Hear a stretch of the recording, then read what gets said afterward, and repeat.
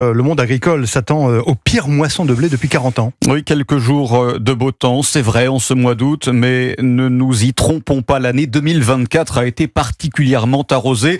Le printemps le plus humide depuis 16 ans. Cela ne fait pas les affaires des agriculteurs, ceux qui cultivent le blé. Des pertes allant jusqu'à 50% ont été enregistrées dans certains départements. Le reportage de Camille Moreau dans une exploitation de Seine-et-Marne. Donc là, vous avez du grain de blé tout flétri. Le grain s'est rétréci sur lui-même. Debout face à ses 80 hectares de champs de blé, Christophe Parent est désemparé.